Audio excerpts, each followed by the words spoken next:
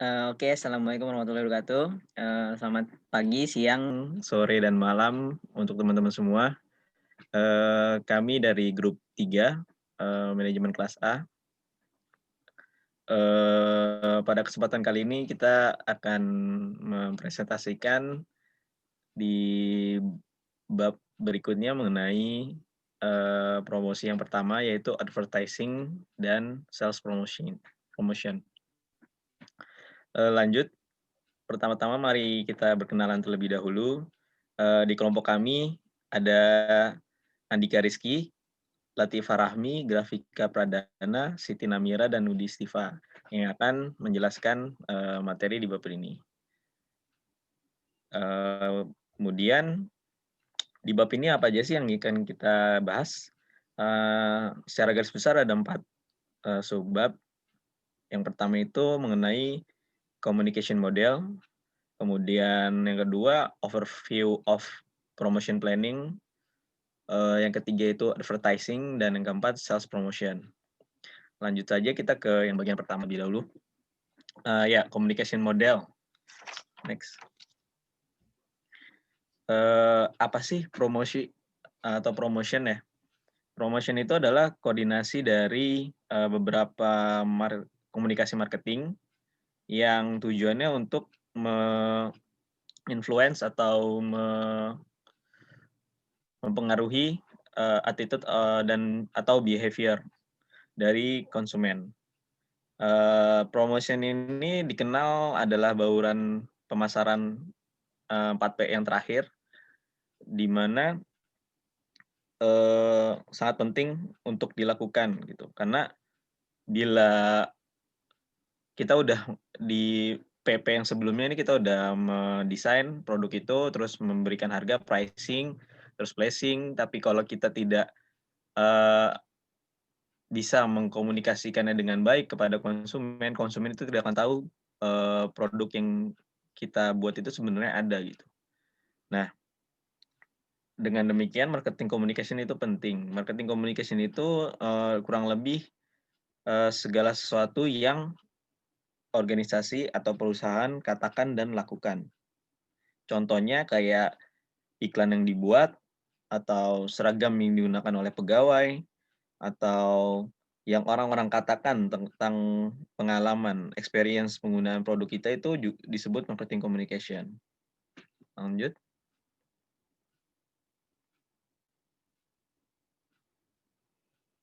Lanjut. Oke. Nah, yang kedua itu yang kemudian ada sebenarnya marketing communication itu perannya apa sih? Ada 4 di sini. Yang pertama itu inform atau menginformasikan terkait barang atau jasa yang baru yang kita produksi. Kemudian reminds atau mengingatkan kepada konsumen untuk kembali menggunakan barang tertentu atau melanjutkan continue using certain brands. Yang ketiga itu persuade, mengajak orang-orang atau konsumen untuk memilih brand yang kita buat itu dibandingkan dengan brand-brand lain yang memang sebagai kompetitor dari produk yang kita buat. Nah, yang terakhir itu adalah builds atau membangun relationship dengan consumer atau hubungan baik dengan consumer. Jadi seperti membangun loyalitas terhadap brand itu dengan apa yang dibangun untuk konsumen. Lanjut.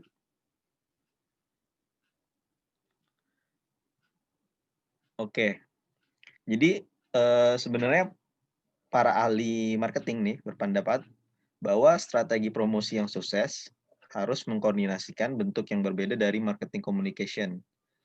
Tujuannya untuk mendeliver pesan yang konsisten terkait produk tersebut. Nah, dengan demikian, ada yang namanya integrated marketing communication, yaitu kayak semacam strategi bisnis yang memproses yang diproses oleh marketer untuk mendesain rencana dan mengembangkan, kemudian mengeksekusi dan mengevaluasi yang dapat diukur dan mengajak brand communication program kepada target audience. Jadi semacam strategi bisnis, mulai dari planning, develop, execute, evaluate, terus dapat diukur, measurable, yang tujuannya untuk mengajak eh, kepada target audience gitu. Nah, EMC ini atau Integrated Marketing Communication, pendekatannya tuh memiliki argumen bahwa pelanggan bersentuhan dengan brand atau perusahaan dengan cara yang berbeda-beda pada saat mereka sebelum, sesudah, dan pada saat mereka membeli barang. Nah, jadi pelanggan ini melihat points of contact. Points of contact itu contohnya kayak iklan TV, website perusahaan, kupon, atau display toko, dan sebagainya sebagai kesatuan perusahaan yang berbicara terhadap kepada mereka nih, konsumen. Nah, makanya untuk memperoleh tujuan marketing communication itu, si marketer harus selektif nih menggunakan apa yang tadi point of contact itu, beberapa jenisnya tadi, supaya komunikasi tersebut itu bisa mencapai tujuannya gitu. Nah, makanya di sini ada yang namanya multi channel promotion strategi, di mana marketing communication itu mengkombinasikan traditional advertising, sales, promotion, and public relation dengan online buzz building. Kalau kalian tahu, online buzz building itu seperti kayak buzzer gitu. Jadi kayak ada artis-artis atau yang disebut sebagai influencer gitu ya kalau sekarang nih, itu melakukan promosi melalui media-media yang mereka miliki, melalui ya itu media sosial yang ada online tersebut. Nah, itu disebut online based building activities. Jadi itu lebih ke modern. Kalau misalnya yang tradisionalnya itu kayak advertising, sales, promotion, dan public relation activities. Nanti akan kita bahas lebih lanjut next di slide berikutnya. Nah, untuk mencapai tujuan dari marketing communication, kita perlu nih mengetahui model-model marketing communication ya. Jadi di sini itu ada 3 marketing communication, model dari marketing communication. Yang pertama itu one to many. One to many itu tradisional banget. Jadi informasinya itu marketer kepada beberapa konsumen di satu waktu gitu. Jadi komunikasinya itu oleh satu marketer terhadap banyak orang. Contohnya ini kayak iklan, advertising, iklan TV, atau sales promotion, public relation, pokoknya dari satu marketer ini langsung ke beberapa orang. Nah, terus berikutnya berkembang ke one to one, di mana di sini contohnya ada database marketing atau marketing langsung, direct marketing, atau personal selling gitu. Jadi dari satu orang ke orang ke masing-masing orang gitu. Jadi nggak dalam satu waktu. Jadi dari satu orang ke orang lainnya tuh proses gitu. Jadi nggak langsung sekaligus. Kemudian ada many to many, yaitu yang tadi saya bilang ini lebih ke modern kayak buzz building, sosial media. Jadi ini bukan marketer lagi nih yang mengkomunikasikan produk mereka, tapi antara sesama konsumen bisa mengkomunikasikan produk itu gitu. Jadi kayak contohnya kayak review dari food blogger, atau iya kan kalau sekarang nih ada unboxing, kalau di YouTube tuh ada kayak contohnya YouTuber unboxing suatu produk, terus membicarakan produk itu mulai dari kelebihannya sampai kekurangannya. Nah, itu contoh dari many to many gitu. Yang disebut buzz building ini lebih modern banget sebenarnya praktek seperti ini. Oke, lanjut. Itu tadi model of marketing communication. Nah, kalau ngomongin soal marketing communication, kita perlu nih ngomongin tentang model communication-nya. Jadi kayak communication secara umum ya. Nah, jadi ini kayak modelnya ini lebih kayak proses di mana suatu komunikasi terjadi gitu ya. Jadi dari sumber terus message-nya apa, medium-nya apa, receiver-nya apa, apa. Nah, jadi kalau source ini itu adalah sumber yang memiliki ide atau gagasan yang ingin dikomunikasikan kepada receiver. Contohnya seperti potensial customer atau potensial pelanggan. Nah, untuk melakukan ini, si source ini harus mentranslasikan idenya tersebut kepada sesuatu yang bisa dirasakan secara fisik gitu. Seperti iklan TV, terus kayak poster segala macam. Nah, source ini kalau dicontohkan adalah ya perusahaan itu sendiri, perusahaan yang membuat produk atau jasa tuh. Nah, dari sumber ini akan melakukan proses yang namanya encoding. Encoding ini maksudnya adalah si source mentranslasikan ide tersebut dari gagasan menjadi sesuatu yang bentuknya fisik gitu. Nah, proses yang merubah itu yang disebut encoding. Nah, di elemen yang kedua ini ada yang namanya message atau pesan sesungguhnya atau actual content yang bisa dirasakan oleh atau bisa dilihat oleh konsumen atau receiver ya. Nah, message ini contohnya advertising, public relations, sales promotion, salesperson preach, atau yaitu promosi dari orang sales kepada pelanggan gitu, omongan orang sales, terus direct marketing infomercial, atau bahkan Facebook, iklan di Facebook atau video di YouTube itu pesannya memang bisa dilihat gitu, dirasakan oleh receiver. Nah, sedangkan yang elemen berikutnya nih yang medium, itu adalah kayak contohnya tuh kendaraan, jadi diibaratkan tuh medium ini sebagai kendaraan, komunikasi itu bisa dari source ke receiver gitu. Jadi medium ini sebagai alat alat pindahnya gitu. Nah, medium ini kalau misalnya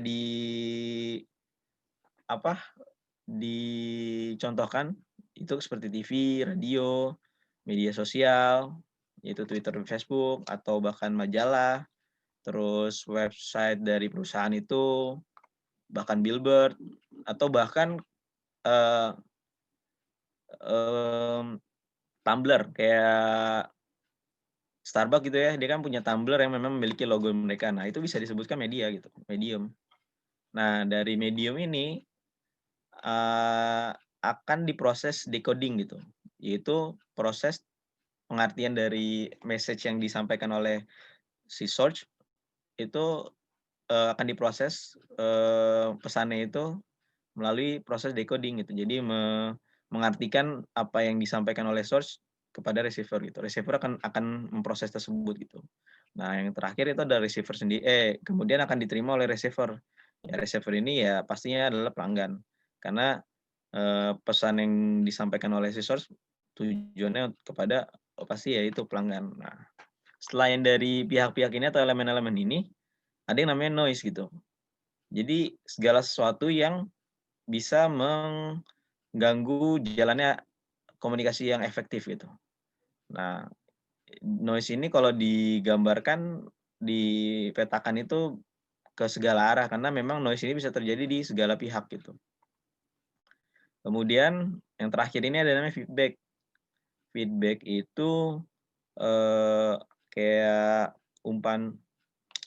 feedback itu adalah kayak contohnya tujuan akhir dari komunikasi ini adalah memperoleh feedback ya. Nah, kalau dari promosi ini pastinya adalah feedback-nya, bentuknya adalah pembelian produk tersebut gitu. Jadi tujuan dari komunikasi produknya yang dilakukan oleh source kepada receiver, itu pasti yang diharapkan adalah, hasil akhirnya ya pembelian dari produk gitu. Atau mungkin bersifat negatif yaitu mereka tidak mau beli produk itu. Lanjut. Nah, yang kemudian ini ada traditional promotion mix. Traditional promotion mix itu adalah communication elements yang dapat dikontrol oleh marketer gitu. Contohnya ada advertising, sales promotion, public relation, personal selling, and direct marketing. Seperti yang saya bilang tadi, kenapa sih ini maksudnya dikatakan bisa dikontrol oleh marketer? Karena memang ini sumbernya yang dilakukan oleh marketer sendiri atau perusahaan itu sendiri. Sedangkan kalau yang tadi buzz building itu sudah modern, bukan tradisional lagi. Jadi kontrol atau pengawasan dari apa yang terjadi itu udah di luar dari marketer gitu. Nah, promosi ini bekerja paling baik ketika marketer yang handal ini mengkombinasikan dari elemen-elemen promotion mix ini kepada konsumen dengan pesan yang konsisten gitu terkait brand itu. Nah, sebagai tambahan, promotion mix ini harus harmonis gitu terhadap secara keseluruhan bauran pemasaran yang lain. Contohnya kayak price, produk. Jadi harus bersifat berkesinambungan gitu, harmonis. Nah, contohnya kalau boleh dicontoh kayak misalnya Rolex itu kan dia menargetkan pasar pembeli yang memang suka kemewahan gitu. Jadi Rolex itu digambarkan sebagai produk yang mewah. Nah, ketika melakukan promosi, ya tentunya harus ditempatkan kepada tempat-tempat yang memang orang-orang yang mencintai kemewahan itu berada gitu. Jadi harus harmonis dengan positionnya juga gitu. Produknya karena produknya itu adalah bersifat mewah, maka promosinya juga harus kepada menyasar ke orang-orang yang mewah tersebut. Jadi harus bersifat harmonis gitu. Lanjut. Nah, ini ada perbandingan ya antara promotion element atau bauran-bauran promosi itu yang tadi telah disebutkan ada advertising, iklan, sales promotion, public relation, personal selling, direct marketing gitu.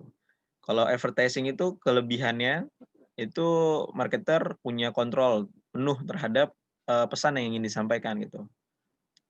Apa yang ingin muncul dan siapa yang ingin dituju atau yang ingin dilihat itu mereka punya kontrol penuh gitu. Nah, sedangkan dari segi kontranya gitu atau kekurangannya itu memiliki biaya yang tinggi untuk memproduksi suatu iklan itu dan distribusikan iklan tersebut gitu. Dan bahkan ada kemungkinan tidak efisien gitu. Apa yang disampaikan tidak efisien kepada target audience.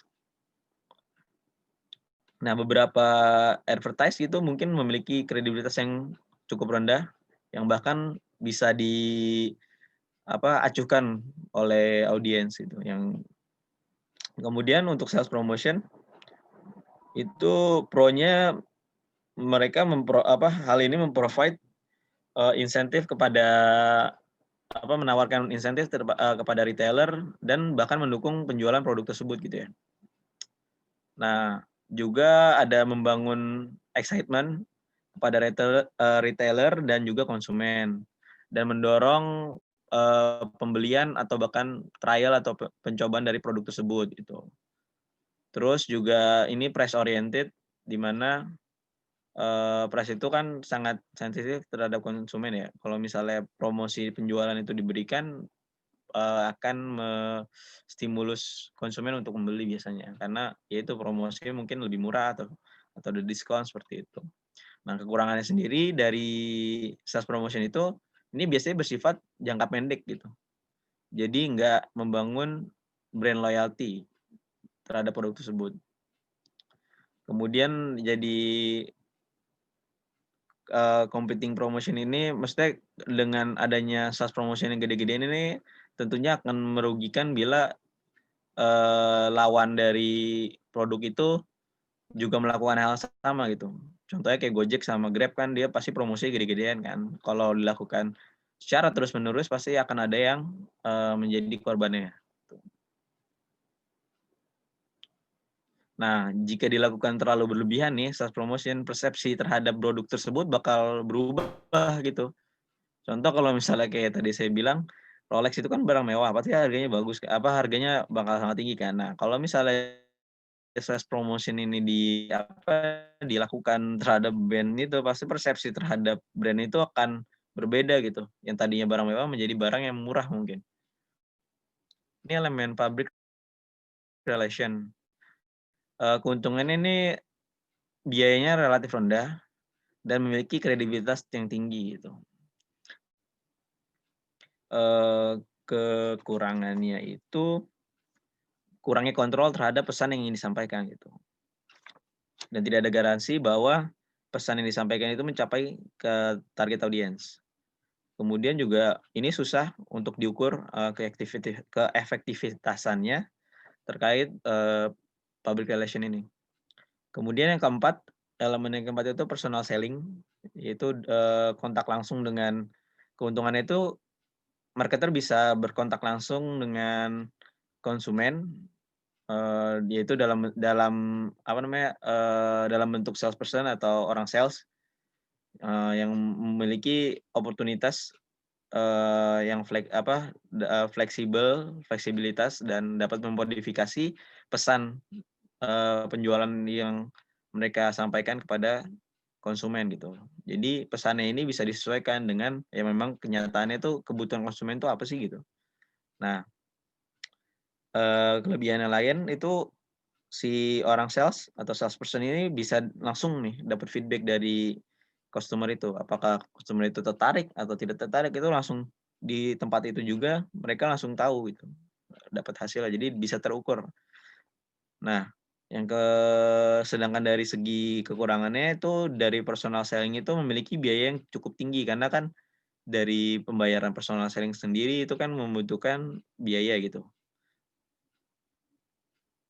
Terus, eee, susah untuk memastikan, pesan yang disampaikan oleh salesperson ini akan konsisten dari orang ke orang gitu. Dan yang berikutnya ini kredibilitas dari salesperson atau orang sales ini bakal bergantung banget sama image dari company atau perusahaan. Jadi kalau perusahaan itu dia memiliki image yang kurang baik atau nggak dikenal bahkan, itu pasti ketika salesperson menawarkan, produk langsung ke konsumen itu biasanya konsumen cenderung akan me tidak akan tertarik gitu dengan salesperson tersebut. Jadi ya itu, sangat bergantung kekurangannya. Kemudian yang terakhir ini, elemen yang terakhir ini direct marketing. Direct marketing itu keuntungannya adalah menargetkan spesifik, kelompok yang sangat spesifik gitu, potensial customers dengan cara yang berbeda, dengan penawaran yang berbeda. Nah, kelebihan lainnya juga marketer ini bisa, langsung mengukur hasilnya, terus juga dapat, menawarkan produk, extensive product information, terus provide beberapa cara, perusahaan untuk mendapatkan feedback dan keefektifan pesan yang disampaikan gitu. Jadi dapat diukur nih pesan yang kita sampaikan ini sebenarnya seefektif apa sih. Nah, dengan direct marketing ini, bisa dilihat gitu. Terus kalau kekurangannya adalah konsumen mungkin memiliki negatif, eee, opini terhadap, direct marketing gitu. Terus juga dari biayanya juga, per kontak itu mungkin cukup besar gitu. Jadi kurang lebih pro kontranya kalau dari beberapa elemen itu seperti itu. Lanjut ke berikutnya. Nah, di sini ada namanya kontrol kontinum. Seperti yang tadi saya bilang ini ada beberapa bauran promosi ya, elemen promosi. Ini gambar ini sebenarnya menggambarkan, tingkatan dari kontrol, seorang marketer gitu terhadap, jenis komunikasi yang mereka sampaikan. Kayak advertising ini semakin ke kiri itu semakin tinggi gitu kontrolnya. Jadi advertising ini kontrolnya paling tinggi di antara jenis, marketing communication yang lain. Seperti yang saya jelaskan tadi, ya advertising ini bisa kita tentuin nih mau pesannya seperti apa, terus juga kapan disampaikannya dan di mana disampaikannya itu benar-benar kontrolnya dari marketer. Nah, semakin ke kanan itu semakin rendah. Word of mouth itu nama lain dari buzzing, buzz online activities yang tadi saya sebutkan. Jadi dari mulut ke mulut gitu. Jadi ya itu contohnya dari konsumen lain, dari suatu konsumen ke konsumen lain. Nah, itu biasanya terjadi di media-media digital yang sekarang ini ada gitu. Jadi sebenarnya semakin ke kiri ini traditional promotion mix, yang kanan itu yang udah modern ya. Jadi dari advertising sampai public relation itu ya yang disebut tradisional tadi.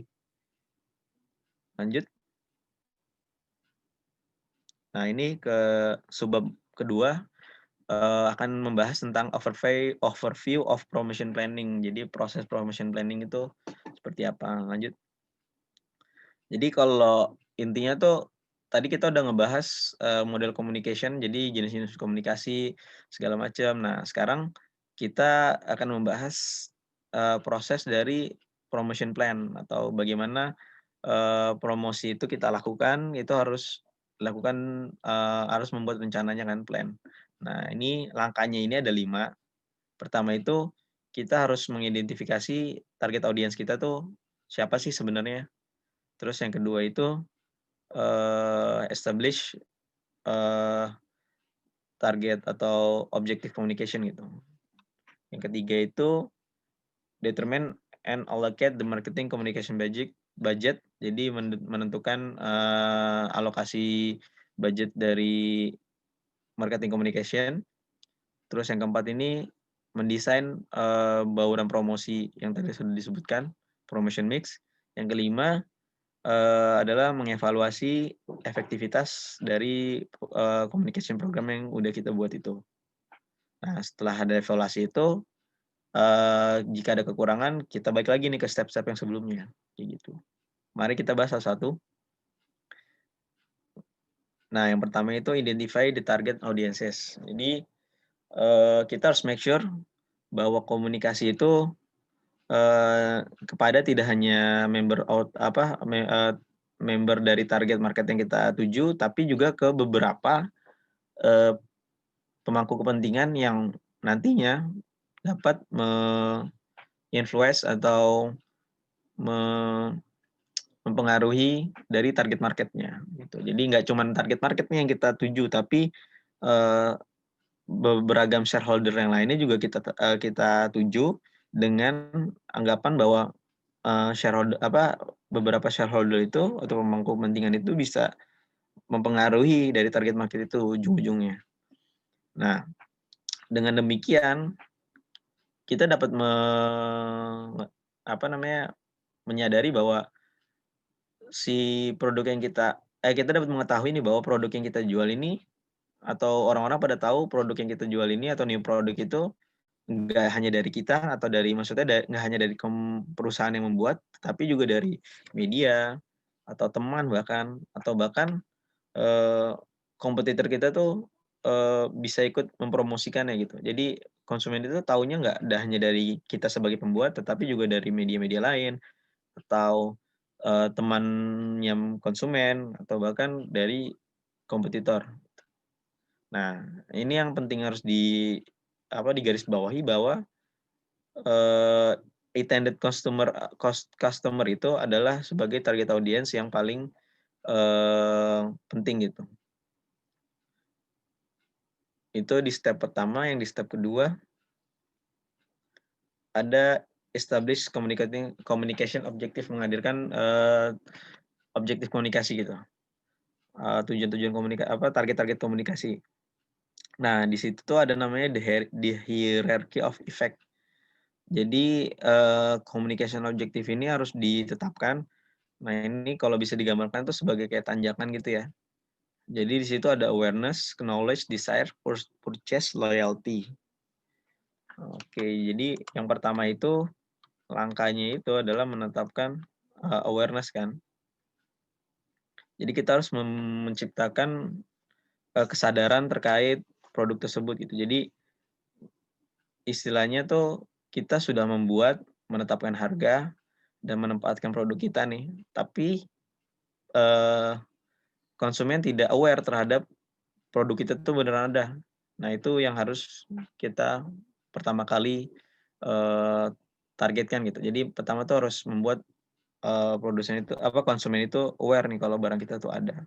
Contohnya dengan cara repetitive advertising. Jadi kayak iklan yang terus-menerus, kayak mungkin kalau kita lihat di iklan-iklan dulu tuh kalau di TV kayak Mastin gitu, itu lagunya kan terngiang-ngiang dan itu, sangat menciptakan awareness terhadap produk itu. Atau slogan yang jingle kayak Mastin Good kayak gitu. Terus publicity stunts gitu. Nah, setelah awareness tercipta, kita harus menginformasikan terhadap pasar atau market, dengan tujuan untuk menciptakan pengetahuan terkait produk itu. Jadi orang tahu nih, Mastin itu ada gitu, tapi mereka nggak tahu produk apa itu. Nah, itu kita harus memberikan pengetahuan terhadap, eee, produk kita gitu, dengan cara menciptakan brosur gitu, atau personal selling yang personal langsung gitu, salesperson menjelaskan, "Mesin ini obat ini," kayak gitu. Atau deskripsi kopi. Di tujuannya yaitu, konsumen tahu secara spesifik, produk itu tuh apa gitu. Apakah dia obat, apakah dia parfum, apakah dia ini, jadi dia tahu, tidak hanya namanya saja yang dia tahu. Nah, yang ketiga, objektif yang ketiga, itu desire atau keinginan, orang atau konsumen itu ingin membeli gitu. Jadi kita setelah memberikan pemahaman terhadap produk kita harus membuat, orang-orang atau konsumen itu ingin membeli, produk kita. Dengan cara meyakinkan bahwa produk yang kita tawarkan ini adalah produk yang mereka memang inginkan gitu. Nah, yang selanjutnya itu yang keempat itu adalah purchase, itu, pembelian gitu. Jadi kita harus menargetkan bahwa si konsumen itu pada akhirnya akan membeli dan mencoba produk kita gitu dengan cara yaitu point of purchase display kayak toko-toko gitu atau memberikan kupon gitu atau memberikan sampel gitu. Kayak kalau di mall itu kan ada yang namanya, sampling parfum gitu kan kalau di Matahari segala macam. Itu contohnya dari, upaya objective purchase itu terjadi gitu. Nah, yang terakhir itu loyalty gitu. Jadi, targetnya adalah membangun, eee, loyalty konsumen terhadap produk yang kita ciptakan gitu. Kurang lebih sih communication objektif ini seperti itu. Jadi, kita harus menetapkan target-targetnya.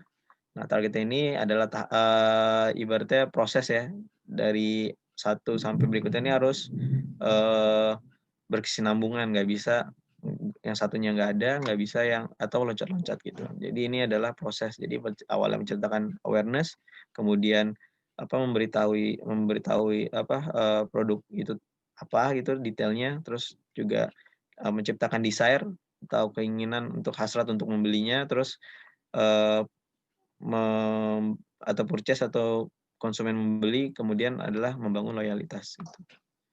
Itu, communication objektif. Berikutnya yang ketiga akan dijelaskan oleh rekan saya selanjutnya.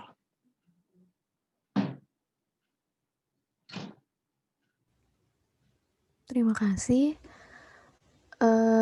Ada step ketiga, yaitu menentukan dan mengalokasikan budget marketing communication. Dalam menentukan hal ini, ada 3 hal yang harus dipertimbangkan untuk membuat budget. Pertama, dengan menentukan budget marketing communication secara keseluruhan. Ada 2 teknik yang populer untuk membuat budget. Yang pertama adalah top-down budgeting teknik. Kedua, itu bottom-up budgeting teknik. Apa yang dimaksud dengan top-down budgeting teknik?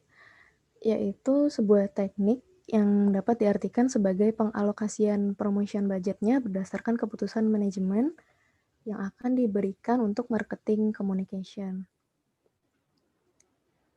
Top-down teknik sendiri ada yang paling populer, itu adalah metode persentase penjualan. Budget marketing communication berdasarkan penjualan perusahaan di tahun lalu atau bisa dengan estimasi penjualan di tahun berjalan. Keuntungan dari metode persentase of sales itu adalah pengeluaran atas promosi terikat pada sales dan profitnya. Namun sayangnya metode ini juga menggambarkan seolah-olah bahwa sales lah yang menyebabkan terjadinya beban promosi.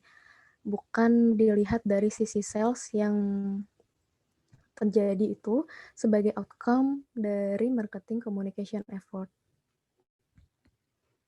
Metode selanjutnya itu adalah competitive parity method.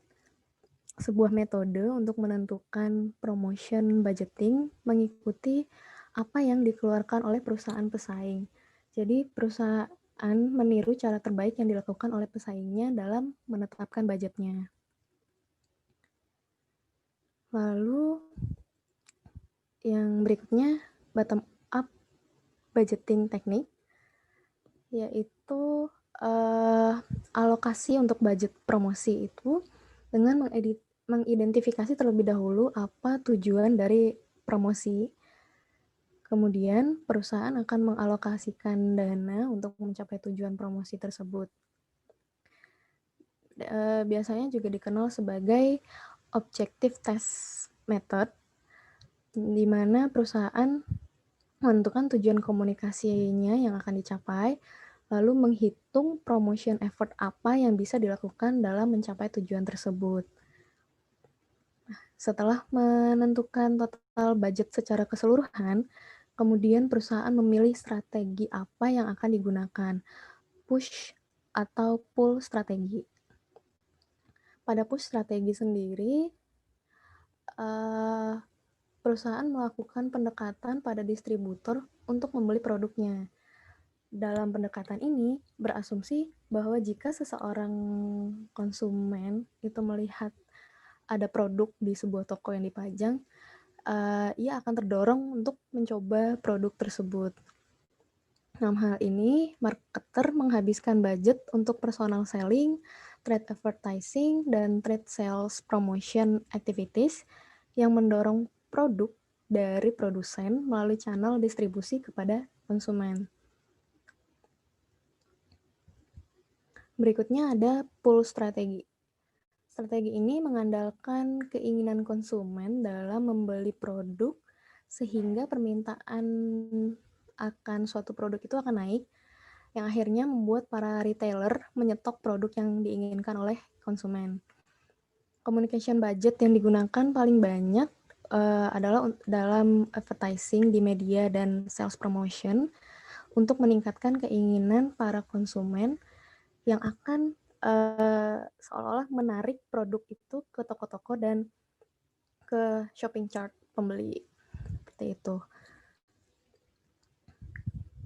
Lalu yang ketiga, itu mengalokasikan budget untuk spesifik promotion mix. Nah, setelah perusahaan memutuskan berapa besarnya pengeluaran untuk promosi, strategi apa yang akan digunakan perusahaan, selanjutnya perusahaan harus membagi budget tersebut di antara elemen-elemen dalam promotion mix. Dulu, traditional advertising itu mendapatkan porsi yang paling besar dalam budget promosi. Namun, sekarang sales promotion dan digital marketing mempunyai peranan yang tidak kalah penting atau bisa dibilang peranan yang besar pada marketing strategi sendiri. Dalam mengalokasikan budget di promotion mix sendiri itu hanya terdapat sedikit pedoman dalam bagaimana seharusnya perusahaan membagi promotion budgetnya. Terlebih sekarang lingkungan media yang sangat dinamis dan cepat berubah seperti itu. Pada kasus tertentu, Seorang manajer bisa saja memilih advertising dibanding memberikan sales promotion atau elemen lain dalam promotion mix. Namun bisa jadi terjadi sebaliknya di kasus lain. Yang catatan penting di sini, jika potensial konsumen hanya sedikit dari total pasar keseluruhan, maka penggunaan advertising di media massa bisa dikatakan tidak efisien dalam promotion budget. Langkah berikutnya yaitu design the promotion mix. Langkah ini merupakan yang paling rumit di marketing communication planning karena melibatkan beberapa hal. Planners itu harus tahu bagaimana mereka bisa menggunakan advertising, sales promotion, personal selling, public relation, direct marketing, dan word of mouth marketing yang paling efektif untuk mengkomunikasikan dengan beragam target audiensnya.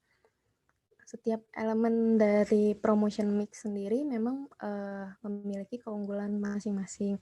Karena itu, di desain the promotion mix ini, cara terbaiknya adalah dengan mengkombinasikan promotion mix sendiri daripada hanya menggunakan satu elemen saja. Langkah berikutnya, evaluate the effectiveness of communication program. Jadi setelah menjalankan communication program, perusahaan lalu menilai seberapa efektif program yang telah dijalankan. Ada banyak cara yang dilakukan oleh marketer untuk memonitor dan mengevaluasi communication effort dari perusahaan. Namun biasanya sales promotion yang paling mudah untuk dievaluasi. Karena itu muncul sales promotion itu tetap dan dalam kurun waktu yang singkat dan mudah dihubungkan dengan jumlah sales. Di samping itu, untuk advertising sendiri biasanya memiliki efek yang agak tertunda. Kenapa? Karena iklan itu bisa saja tayang hari ini, namun efeknya kepada penjualan itu bisa di esok hari, bulan depan, atau bahkan di tahun berikutnya. Lanjut pada bagian ketiga, advertising. Advertising itu berarti sebuah bentuk komunikasi non-personal dari sponsor menggunakan media massa. Next. Ada tipe advertising, yaitu product advertising, institutional advertising, retail, dan local advertising. Pertama adalah product advertising. Tipe ini berisi pesan yang berfokus pada spesifik produk, bisa barang atau jasa yang diiklankan. Kedua, institutional advertising. Pada iklan ini, pesan yang ingin disampaikan itu berfokus pada mempromosikan aktivitas apa, karakteristik apa yang dipunyai atau dimiliki perusahaan, dan pandangan suatu perusahaan. Pada institutional advertising juga terbagi 3. Pertama ada corporate advertising, yaitu mempromosikan perusahaan secara keseluruhan. Jadi bukan iklan itu tidak hanya mempromosikan produk, namun perusahaan secara keseluruhan. Lalu ada advocacy advertising.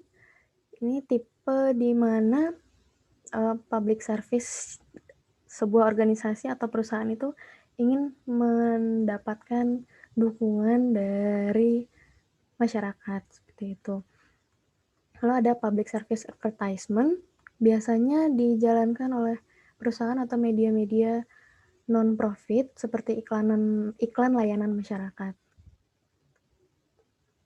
Lalu ada retail dan local advertising, biasanya mendorong konsumen agar berbelanja pada toko-toko tertentu atau menggunakan jasa-jasa di lokal gitu.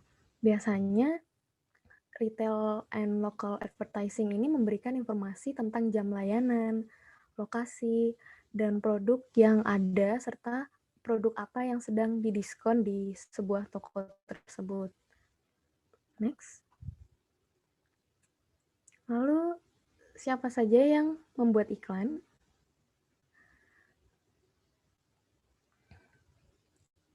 Sebelum ke bagian siapa yang membuat iklan, ada istilah yang namanya advertising campaign. Itu merupakan sebuah perencanaan yang komprehensif dan terkoordinasi yang membawa tujuan promosi menghasilkan iklan yang ditayangkan di berbagai media pada periode waktu tertentu.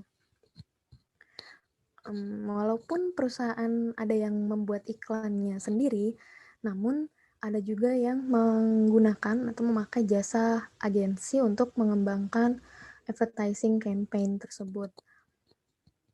Ada dua tipe agensi, yaitu limited service agency dan full service agency. Pada limited service agency hanya beberapa advertising campaign yang disediakan oleh agensinya. Namun di full service agency menyiapkan keseluruhan yang dibutuhkan oleh perusahaan dalam mengembangkan advertising campaign.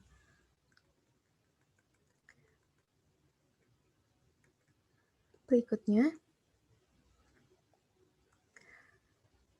ada elemen-elemen dalam advertising campaign. Elemen advertising campaign itu terdiri dari account management, creative service, research and marketing service, dan media planner.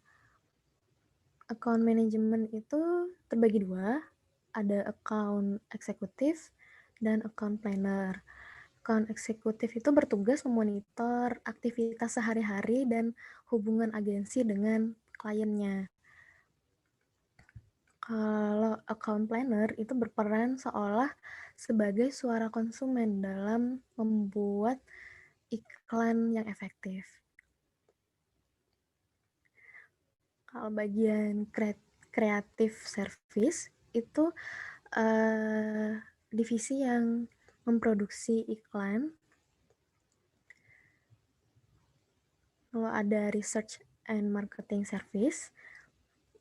Itu adalah bagian yang mengumpulkan dan menganalisis informasi yang akan membantu account eksekutif untuk mengembangkan strategi apa dan memberikan bantuan ke bagian divisi kreatif untuk mendapat perhatian dari konsumen dalam menciptakan iklan-iklan yang berbeda.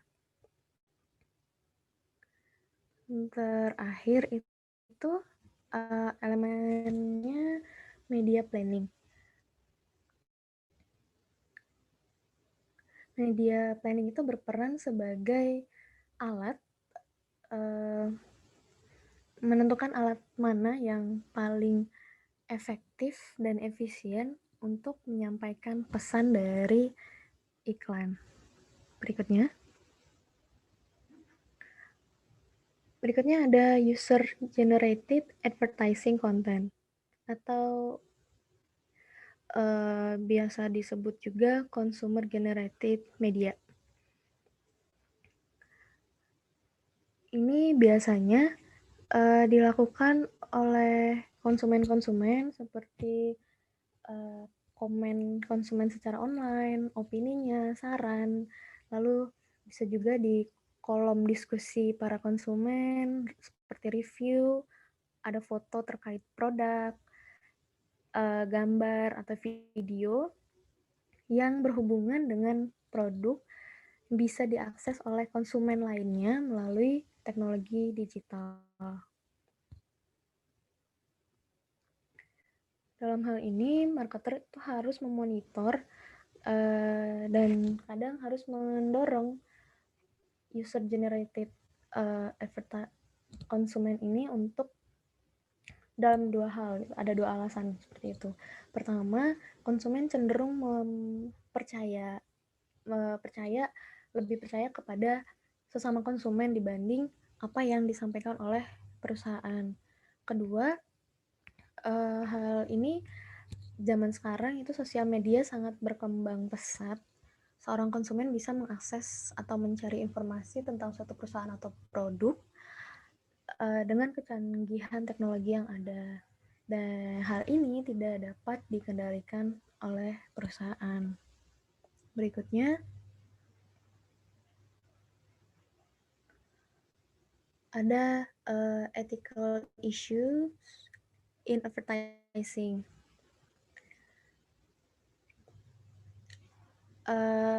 Iklan itu terkadang dikatakan manipulatif, dikatakan deceptif dan tidak jujur. Lalu iklan terkadang menyinggung dan tidak bagus. Dan advertising juga menyebabkan orang melakukan pembelian yang tidak mereka butuhkan. Advertising is manipulatif. Di sini kadang iklan bisa membuat seseorang berkelakuan seperti robot, dan membuat seseorang melakukan di luar keinginannya. Namun sesungguhnya konsumen itu bukanlah robot, karena mereka secara sadar tahu apa yang ada pada iklan.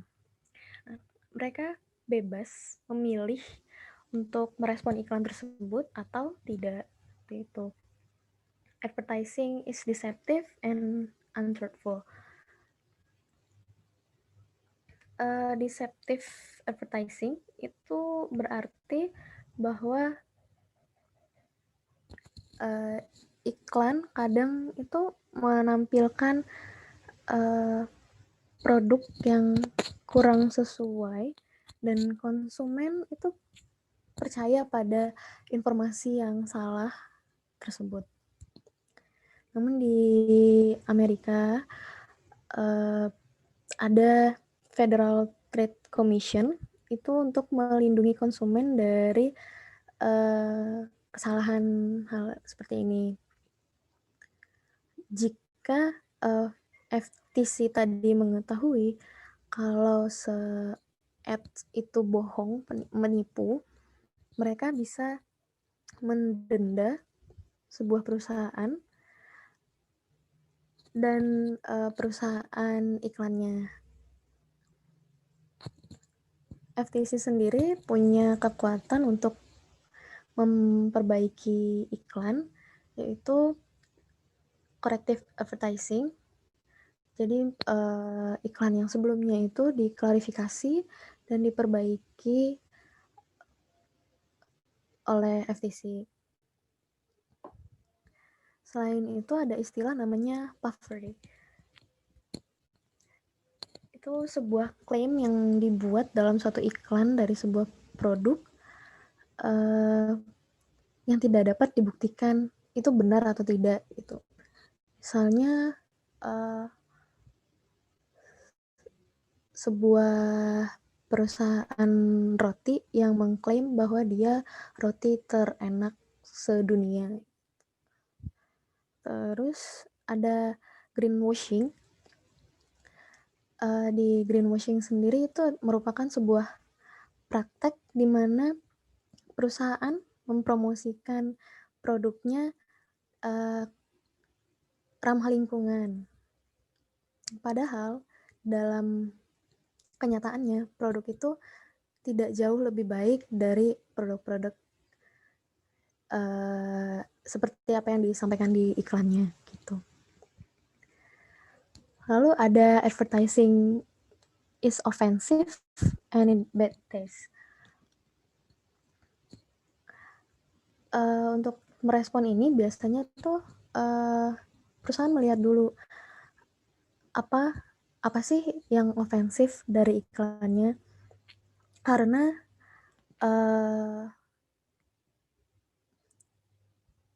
sebuah iklan itu dikatakan menyinggung, sebuah iklan itu dikatakan bagus atau tidak, itu untuk setiap orang itu berbeda, sifatnya relatif.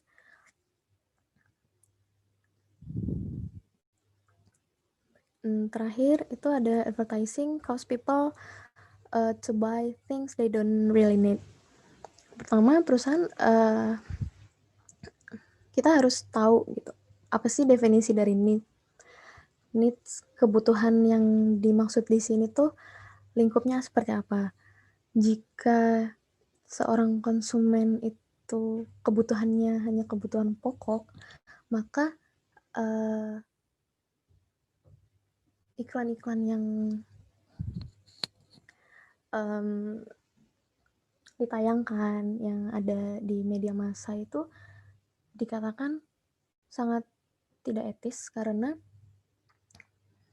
yang ditampilkan itu bukan yang kebutuhan pokoknya.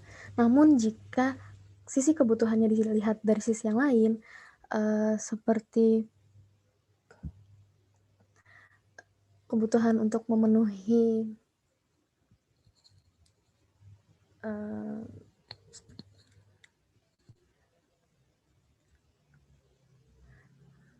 gaya hidup itu, iklan yang ditampilkan oleh sebuah perusahaan tidak bisa dikatakan salah karena memang konsumen sendiri tujuannya bukan untuk memenuhi kebutuhan pokok tapi untuk memenuhi gaya hidupnya seperti itu. Sekian dari saya. Selanjutnya akan dilanjutkan oleh rekan saya. Terima kasih. Oke, terima kasih. Selanjutnya akan saya jelaskan mengenai step to develop the advertising campaign. Kita akan membahas mengenai tahapan perusahaan dalam melakukan kampanye iklan. Nah, khusus di buku ini dijelaskan bahwa terdapat 6 tahap untuk mengembangkan advertising campaign, yaitu step 1, understand the target audience. Yang kedua, establish message and budget objectives.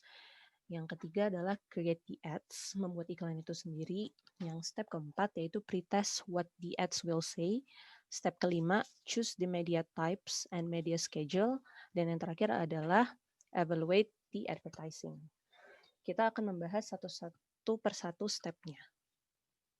Yang pertama adalah understand the target audience. Nah, sebelum masuk ke situ, pada konsepnya sebuah iklan itu harus memenuhi 3 syarat. Pertama, iklan itu harus menarik. Nah, iklan itu harus menarik, kenapa? Karena iklan itu kan bertujuan untuk menggrab attention dari target audience yang akan dituju oleh perusahaan. Yang kedua itu iklan harus dapat membuat orang mau membeli atau menggunakan produk yang ditawarkan oleh perusahaan. Dan yang ketiga, iklan juga harus berhubungan erat dengan tujuan komunikasi perusahaan dalam memasarkan produknya. Ini berarti bahwa si perusahaan itu harus memiliki gambaran atas konsumen mana sih yang ingin dijangkau, di mana akan menjangkau konsumen tersebut, dan kapan iklan tersebut akan menjangkau target konsumen. Nah, baru kita bisa masuk ke tahap pertama, yaitu understand the target audience. Tahap ini tuh sangat berhubungan dengan pembahasan di bab sebelumnya, yaitu STP. Bahwa kan tiap-tiap kelompok itu memiliki uniqueness tersendiri. Maka perusahaan itu harus tahu nih, siapa sih yang sebetulnya kita ajak bicara, siapa sih sebetulnya yang kita targetkan gitu. Advertising ini untuk siapa sih gitu. Nah, maka kita harus memahami betul apa yang membuat konsumen itu tertarik gitu, dan apa sih preferensi dari konsumen itu gitu. Gimana sih konsumen ini melihat iklan gitu. Jadi kayak kita benar-benar harus memahami sebanyak mungkin dari target konsumen yang ingin kita tuju. Selanjutnya masuk ke tahap kedua, yaitu establish message and budget objectives. Advertising kan harus mendukung tujuan komunikasi perusahaan seperti yang sudah dibahas sebelumnya. Hal ini berarti bahwa message atau pesan yang disampaikan oleh iklan dan sumber daya yang dibutuhkan dalam mendeliver pesan tersebut harus dapat dijawab dengan budget yang ada. Karena bagaimanapun juga, kreatif apapun advertising yang akan kita ciptakan, sebagus apapun iklan yang nanti akan kita ciptakan, tetap perusahaan itu harus memiliki budget. Gitu. Jadi budget plan ini dalam advertising campaign juga menjadi sangat krusial. Nah, secara umum, perusahaan itu harus membuat dua hal. Yang pertama, set message objectives, yaitu bahwa perusahaan harus menetapkan tujuan apa sih yang ingin dicapai dalam membuat iklan. Inti dari si advertising kita tuh mau seperti apa sih?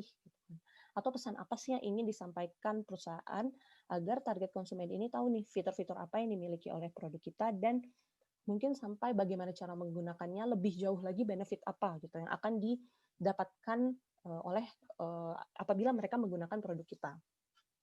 Nah, yang kedua adalah set budget objectives. Nah, balik lagi, ini membicarakan berapa sih budget yang perlu kita alokasikan gitu, agar message tersebut tersampaikan melalui advertising campaign ini. Untuk mengukur seberapa besar budget objektif, seperti yang sudah dijelaskan sebelumnya, bisa menggunakan percentage of sales atau objective task methods. Jadi memang perusahaan itu juga harus realistis. Ketika ingin membuat advertising, juga harus diselaraskan dengan berapa budget yang ada. Karena bagaimanapun juga, budget itu menjadi titik krusial bagi perusahaan. Terlepas perusahaan itu kecil atau besar. Next. Kita akan masuk ke step ketiga, yaitu secara teknis, gimana sih create the ads, bagaimana sih perusahaan itu membuat suatu iklan. Pertama-tama, ketika perusahaan ingin membuat suatu iklan, seperti kegiatan pada umumnya, jadi kita harus membuat sebuah peta jalan, roadmap gitu, atau strategi-strategi apa sih, tahapan-tahapan apa sih yang ingin kita capai gitu kan. Nah, hal ini disebut sebagai kreatif strategi, yang berarti menentukan arah dan inspirasi awal untuk memulai proses kreatif suatu iklan. Nah, si roadmap ini, kreatif strategi ini, dituangkanlah oleh perusahaan ke dalam bernama creative brief. Nah, si creative brief ini berisi informasi yang relevan dan insights mengenai current marketing situation, terus advertising target, terus habis itu advertising objectives tentu aja, dan juga kompetisi yang terjadi di dalam market. Ini tuh menjadi penting karena ketika kita memasarkan suatu produk, ketika kita ingin mengiklankan suatu produk, kita juga harus lihat kayak perusahaan lain atau kompetitor kita punya nggak ya produk serupa. Kalau punya, mereka gimana nih cara ngiklaninnya gitu. Dan kita juga bisa kayak ngelihat kira-kira SWOT-nya mereka, SWOT-nya produk kita dibandingkan dengan produk mereka kayak gimana gitu. Jadi kita bisa mendevelop ads yang unik, yang lebih attention getting kepada target konsumen yang ingin kita tuju. Dan yang terpenting adalah message apa sih yang seharusnya kita deliver di dalam iklan tersebut. Nah, ini semua dituangkan ke dalam sebuah creative brief. Kalau di buku disebutnya creative brief itu sebagai sparks. Sparks itu kan percikan, atau mungkin kalau kita lebih kenal dengan nama trigger ya, jadi ke-trigger gitu, atau dasar ide bagi perusahaan untuk mengembangkan iklan yang secara verbal atau visual itu attention getting, memorable, dan relevant manner.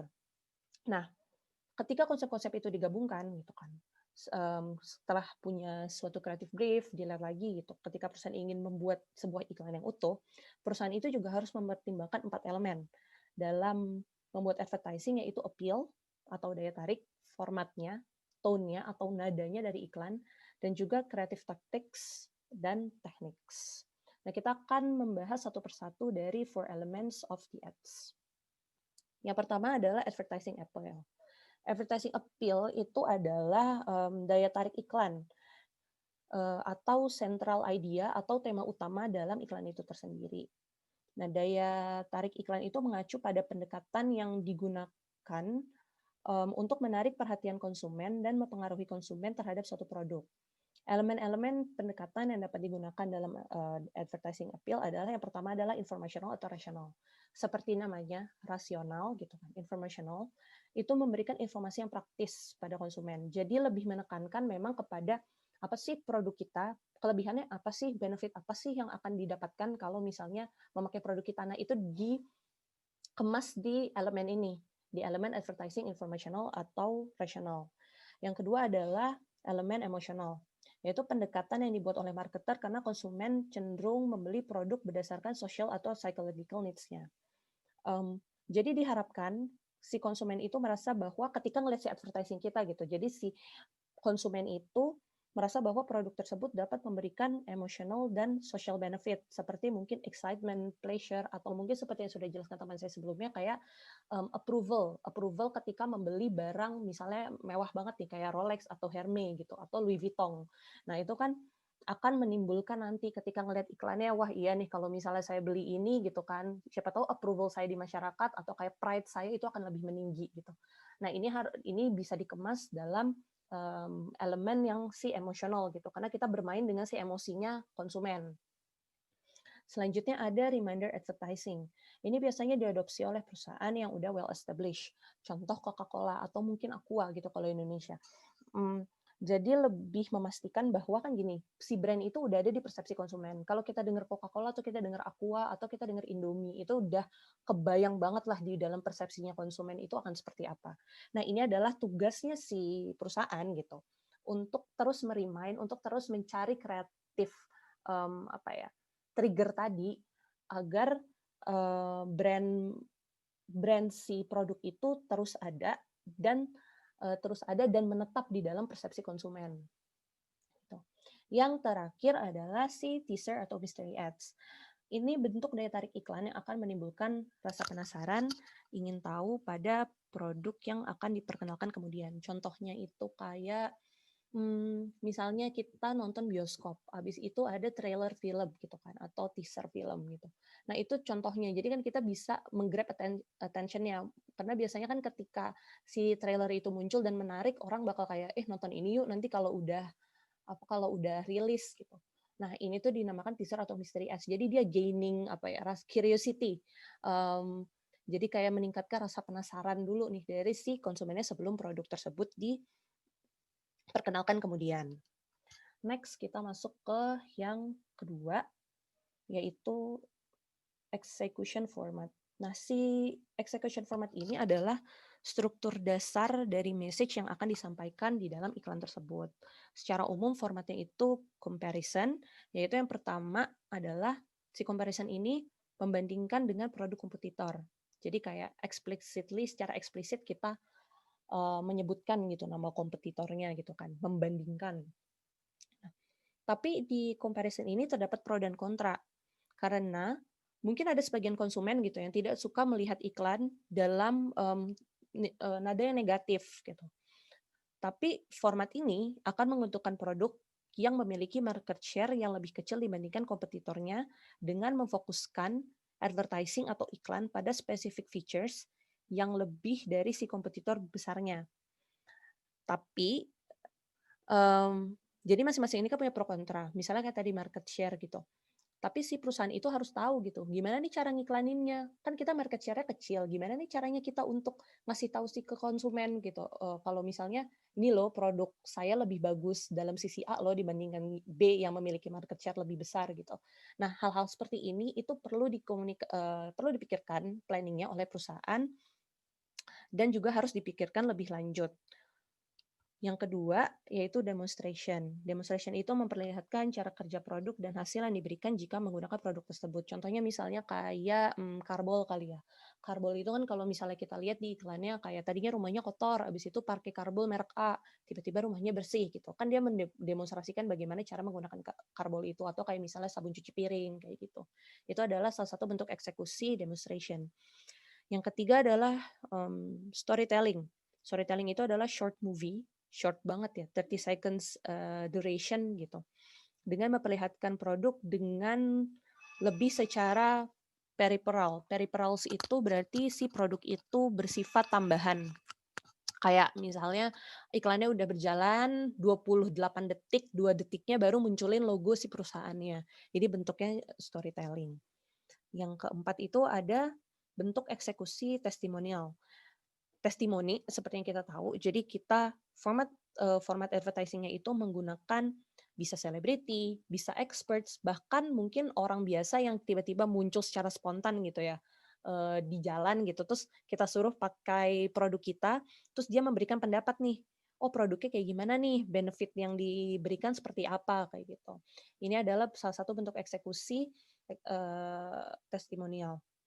Nah, testimonial ini juga pasti banget sering kita lihat sih di kehidupan sehari-hari. Selanjutnya itu ada execution format slice of life. Kalau slice of life ini sebuah format advertising yang memperlihatkan scene yang kalau bisa dibilang menggugah hati gitu dari kehidupan sehari-hari. Kalau misalnya contoh kayak iklan-iklan Thailand, kalau misalnya teman-teman pernah lihat gitu, iklan asuransi Thailand, coba aja cek di platform YouTube atau platform lainnya gitu. Jadi dia memperlihatkan kehidupan yang misalnya berat gitu kan atau segala macam, ternyata terakhirnya dia kasih tahu kalau pakai asuransi ini hidup kalian nggak akan seberat ini loh kayak gitu. Tapi menggugah hati dulu nih, awalnya emang iklannya sedih gitu, ternyata terakhirnya dia mempromosikan tentang asuransi. Ini bisa dikatakan salah satu bentuk slice of life. Mungkin teman-teman nanti bisa cek ya kayak gimana lagi bentuk iklan yang slice of life. Tapi kalau saya pribadi taunya itu bentuk iklan dari biasa Thailand sih yang mengeluarkan bentuk iklan slice of life. Nah, selanjutnya lifestyle itu menunjukkan orang-orang yang menarik bagi pasar, target audience dan dikemas dalam suasana yang menarik. Contoh misalnya, sebuah produk ingin menawar produk susu untuk remaja gitu. Targetnya adalah anak muda Amerika, teenager atau misal siapa gitu atau misalnya Indonesia. Berarti otomatis lifestyle yang diperlihatkan di dalam iklan adalah lifestyle yang anak muda juga gitu. Biar antara target audience dengan orang yang menjalankan model yang ada di dalam advertising itu selaras gitu. Jadi kan kayak ngelihat, oh iya emang benar sih kalau anak muda kayak gini. Oh kalau anak muda kayak gini minum susu ini bagus juga ya untuk kesehatan kayak gitu. Jadi memang harus diselaraskan menunjukkan orang-orang yang menarik bagi si target audience tersebut. Selanjutnya, kita akan membahas tentang creative tactics and techniques. Nah, si creative tactic and techniques ini adalah lebih kayak tambahan ya, agar iklan kita itu lebih attention getting dan konsumen itu lebih aware. Bisa pakai jingle gitu, atau bisa pakai influencer atau selebriti, atau juga bisa pakai animasi. Tergantung keputusan perusahaan ingin menggunakan creative tactics dan teknologi yang seperti apa. Nah, selanjutnya kita akan membahas tentang step keempat, yaitu pretest dari advertising itu sendiri. Jadi di sini perusahaan itu bisa melakukan research methods gitu. Research methods misalnya dengan cara FGD atau survei awal dan memperlihatkan advertising kita dan menilai reaksi yang diberikan pada sampel konsumen tersebut. Nah, makanya si pretest ads ini dilakukan di tahapan awal gitu. Bahkan sebelum ads itu benar-benar masuk ke publik. Namanya juga pretest ya. Jadi emang sebelum ads itu masuk ke publik. Nah, ini tujuannya adalah agar si perusahaan itu bisa memperbaiki kira-kira apa sih yang perlu diperbaiki. Jadi ketika dikasih ke sampelnya, kira-kira sampelnya bereaksi seperti apa ya. Nanti kan dapat feedback tuh dari si sampelnya. Kayaknya bagusnya seperti ini deh, A, B, C, D. Nah, nanti perusahaan bisa membuat perbaikan atau penyempurnaan dari hal-hal yang memang perlu disempurnakan. Masuk ke step kelima, yaitu memilih medianya mau apa dan schedule dari advertising tersebut akan bagaimana. Nah, hal ini itu berhubungan dengan media planning, yaitu memilih media apa sih yang paling efektif untuk mendeliver message kita. Jadi kayak selecting medianya bisa jadi medianya mau media apa nih yang tadi disebutkan di awal, bisa jadi medianya magazines atau newspaper atau bisa televisi atau mau online aja gitu. Jadi memang si perusahaan ini perlu memilih gitu, media apa yang akan digunakan dan kalau misalnya medianya mau tadi multi channel, schedule-nya mau kayak gimana nih, atau misalnya mau mass marketing tiba-tiba kayak jeber dari seluruh radio, TV segala macam itu tiba-tiba promosikan produk kita gitu, mengadvertisingkan produk kita gitu kan. Atau misalnya di bulan pertama mau pakai TV dulu, terus habis itu bulan kedua pakai apa gitu kan. Tentunya tadi sesuaikan kembali dengan budget yang ada dan ini matching the profiles. Jadi kayak memang si perusahaan itu ketika memilih media dan memilih jadwal medianya mau kapan gitu, itu memang harus matching-kan, disamakan dengan target audiensnya mau seperti apa. Balik lagi tadi ke step pertama, kita benar-benar harus paham nih, target audiens kita tuh bagaimana, target audiens kita itu siapa, behavior-nya itu bagaimana, kayak gitu. Selanjutnya, yang merupakan tahap terakhir itu adalah evaluate the advertising. Nah, seperti tahapan pada umumnya, ketika memang perusahaan itu membuat dalam satu proses gitu ya, pasti ada sebuah proses evaluasi untuk mengetahui apa yang perlu diperbaiki dan kira-kira rencana aksi apa sih yang perlu yang perlu dilakukan untuk memperbaiki hal tersebut ke depannya. Nah, evaluasi ini disebut juga dengan post testing, yaitu melakukan research pada respon konsumen atas advertising yang pernah mereka lihat atau dengar. Ini tuh banyak banget yang bilang itu adalah sebuah brand awareness test tadi. Kayak aware gak sih si target konsumen kita dengan produk yang kita miliki melalui tadi advertising yang udah kita lakukan gitu. Aware gak sih kira-kira mereka gitu? Atau ada nggak ya si produk kita ketika kita udah melakukan advertisement gitu kan, kira-kira ada nggak ya produk kita di dalam persepsi mereka. Nah, ada 3 cara untuk mengukur impact dari sebuah advertisement, yang itu satu, unaided recall atau brand recall, atau juga sering disebut dengan spontaneous recall, adalah kemampuan setiap konsumen dalam mengingat nama suatu brand dari ingatan mereka dengan berdasarkan kategori produknya. Biasanya nggak ada clue-nya gitu kan, without a clue. Jadi memang kategorinya aja, misalnya makanan gitu. Terus yang diingat apa nih kira-kira kalau makanan, atau misalnya kayak musik, misalnya film gitu. Kira-kira apa nih yang diingat, atau misalnya produk lainnya. Nah, yang kedua adalah aided recall. Umumnya tes ini dimanfaatkan oleh perusahaan untuk mengukur brand recognition-nya. Nantinya setiap konsumen akan diberikan nama suatu brand dan meminta mereka untuk menyebutkan apa sih yang pernah didengar atau yang pernah dilihat tentang brand tersebut, kayak gitu. Yang ketiga adalah attitudinal measures, adalah salah satu teknis research yang menggali approaching lebih kepada kepercayaan konsumen, atau feeling apa sih yang dirasakan konsumen sebelum dan setelah melihat advertising yang sudah kita lakukan. Kira-kira ini adalah 3 cara yang secara umum ya. Secara umum, karena kayaknya sebenarnya banyak deh cara evaluate di advertising, tapi inilah secara umum gitu, yang dapat mengukur impact dari advertisement. Nah, selanjutnya kita akan membahas mengenai media-media apa yang bisa digunakan untuk berkomunikasi dengan konsumen. Nah, yang pertama adalah traditional mass media. Seperti namanya, media ini adalah media yang bisa dibilang apa ya, old school ya. Old school dalam menyampaikan message dari produk kita. Nah, bisa dilihat ya ini ya, televisi, radio, koran, majalah. Ya dari dulu, memang dari sebelum online ini boom gitu kan. Dari sebelum sosial media boom, ya memang 4 ini yang menjadi media utama ketika perusahaan itu ingin mengiklankan sebuah produk. Nah, masing-masing dari media ini tuh ada pro kontranya. Gitu. Ada kelebihan dan kekurangannya, tentu ya, masing-masing media pasti punya. Yang pertama misalnya TV. TV itu adalah, apa ya, bisa dibilang common medium that people look at. Jadi biasa banget orang itu biasanya emang punya TV gitu, dan biasanya yang mungkin kalau sekarang untuk anak muda gitu nggak terlalu sering, tapi paling tidak TV itu masih menjadi media market share yang utama ketika orang-orang ingin melihat sebuah informasi, apalagi Indonesia gitu. Indonesia itu bukan tipikal orang yang membaca, itu fact ya. Jadi televisi, orang Indonesia itu lebih cenderung untuk melihat. Jadi memang media TV ini masih menjadi pilihan utama gitu ketika ingin mengiklankan sesuatu.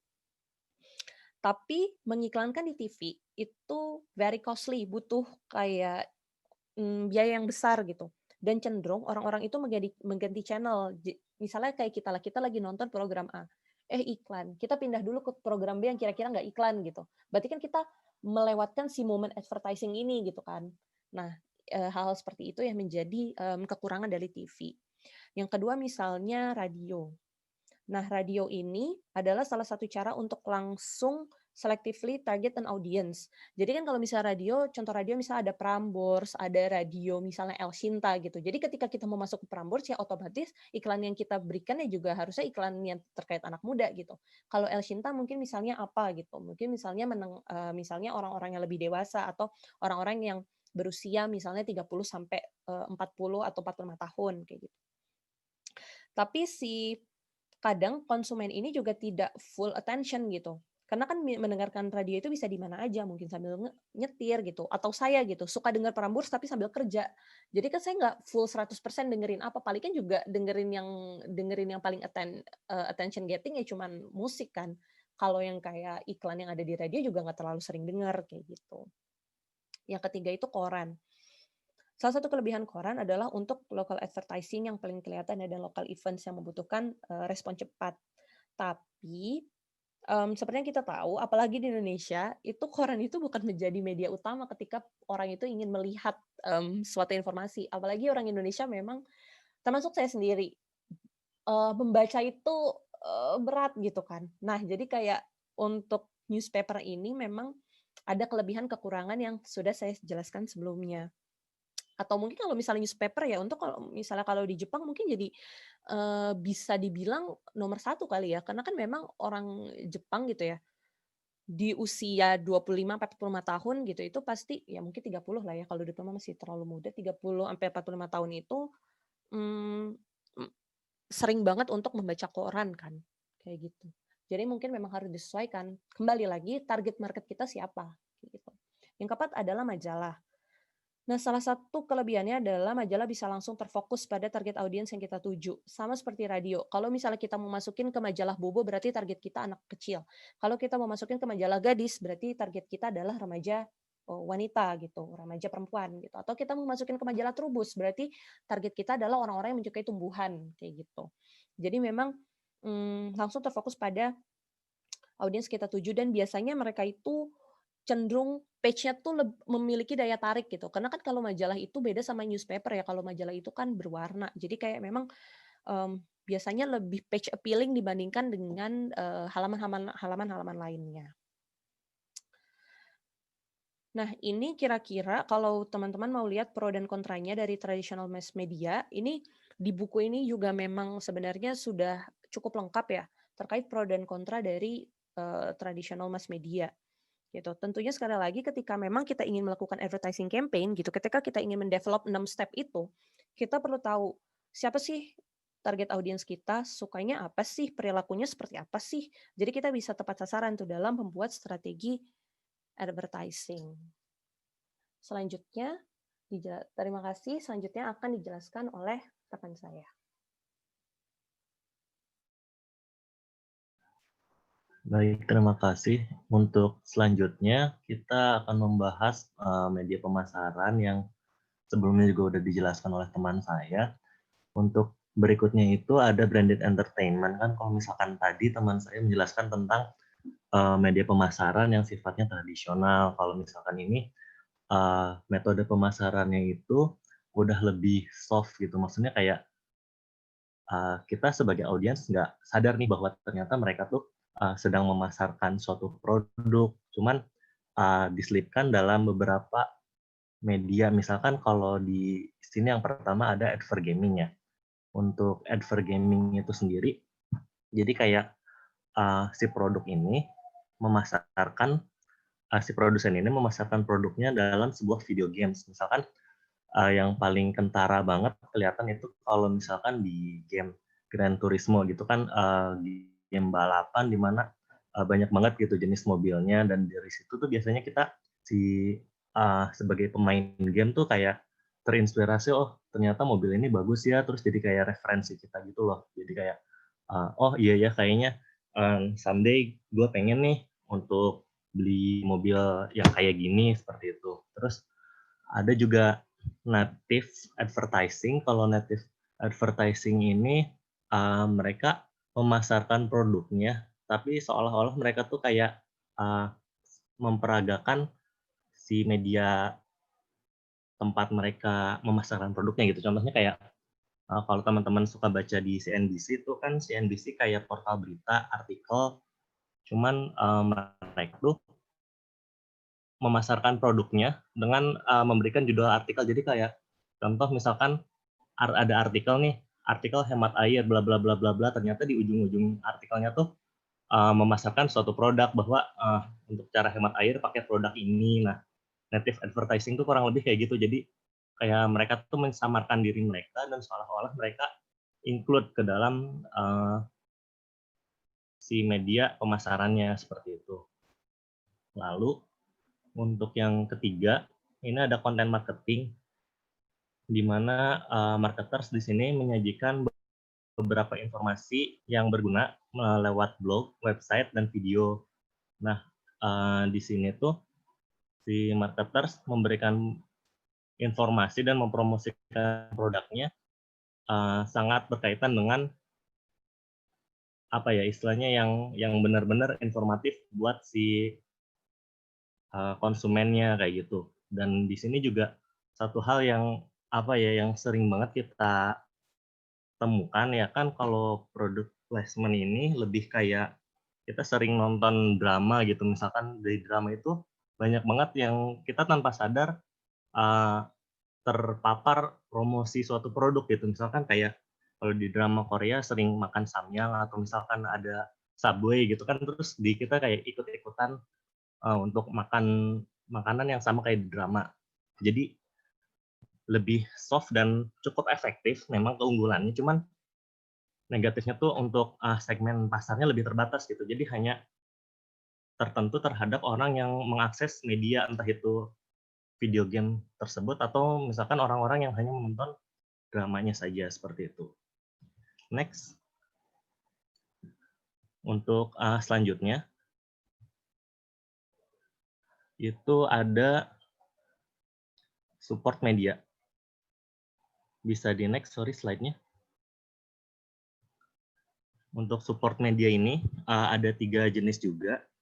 Yang pertama itu directory advertising. Jadi kalau directory advertising ini mereka lebih mempromosikan produknya lewat media yang sifatnya directory. Kalau sebagai contoh tuh kayak dulu kan kita untuk nomor telepon ada yang namanya yellow page. Nah, di situ banyak banget si marketers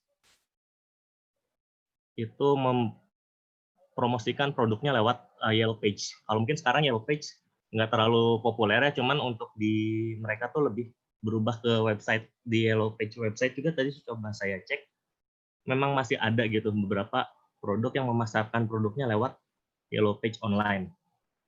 Yang berikutnya out of home media. Out of home media ini lebih ke media pemasaran yang ditemukan di luar rumah gitu. Jadi kayak misalkan yang terpampang di tempat publik seperti di stasiun, bandara gitu-gitu. Lalu untuk place-based media ini sama, hampir mirip kayak out of home media, cuman tempatnya lebih spesifik gitu. Kayak contohnya di bandara tuh kan biasanya kita kalau nunggu boarding di gate itu suka ada kayak layar yang berisikan sebenarnya tuh bukan hanya informasi tentang bandaranya aja, tapi kita tuh tanpa sadar terpapar promosi dari suatu produk gitu. Dan jadi si place based media ini benar-benar menentukan tempatnya dan lokasinya untuk memasarkan suatu produk seperti itu. Untuk kelebihan dan kekurangan dari support media ini mungkin ya lebih sama sih, lebih segmented aja untuk kekurangannya, cuman untuk kelebihannya bisa lebih efektif karena kan udah tahu gitu, kayak misalkan di bandara yang misalkan orang-orang yang sering ke bandara kan rata-rata orang yang dalam bisnis trip atau hal-hal lain sebagainya, jadi bisa disesuaikan seperti itu, sesuai dengan konsumen yang ditarget oleh si produsennya seperti itu. Next.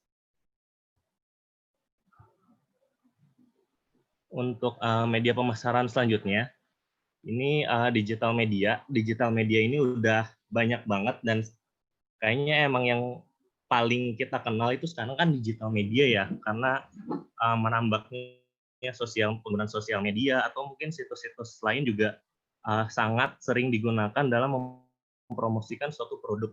Cuman di sini yang ingin saya sampaikan dulu ada beberapa jenis media.